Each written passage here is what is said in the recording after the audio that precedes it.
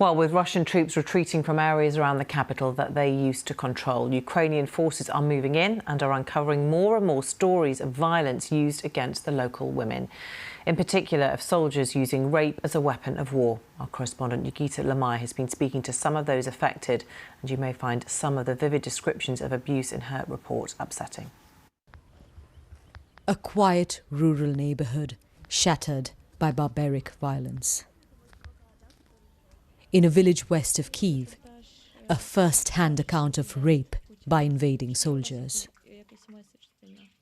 When we started talking to this woman, we didn't know what we were about to hear. We are hiding her identity to protect her. A soldier entered our house. My husband and I were there. At gunpoint, he took me to a neighbouring house. He was ordering me, "Take your clothes off or I'll shoot you."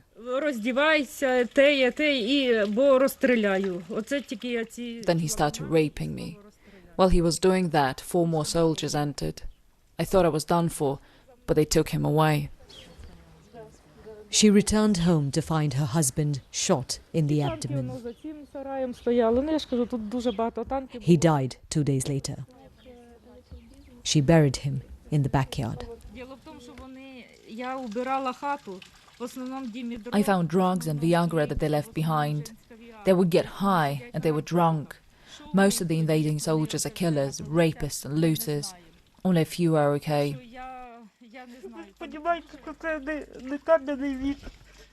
I want to ask Putin, why is this happening? I don't understand. We're not living in the Stone Age. Just up the road, we heard of another rape case. It's being investigated by the police. This is the house a woman was taken to and assaulted. Upstairs, the bedroom where she was later killed. It's a disturbing scene. On the mirror, a message in lipstick. Tortured by unknown people, buried by Russian soldiers, it says.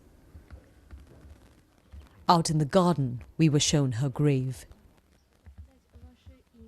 A day after we went, Ukrainian police exhumed her body. The note, we're told, was left by a separate unit of Russians who found her body and buried her here. They later told a neighbour, Oksana Smolenska, about the dead woman. They told me she had been raped and that her throat was either slit or stabbed and she bled to death. They said there was a lot of blood. We travelled 70 miles east to another village. To what used to be the home of a family. A couple in their 30s and their young child. Signs of their peaceful, ordinary life lie amidst the ruins. On the 9th of March, Russian tanks rolled in. 2 soldiers shot the man dead. The woman who lived in this house managed to escape along with her child. She called the Ukrainian police and she's given them her testimony. She's told them she was raped multiple times by the 2 drunk Russian soldiers who killed her husband. And she said they threatened to kill her little boy too if she didn't do exactly as they said. As the soldiers left, they burned down the house.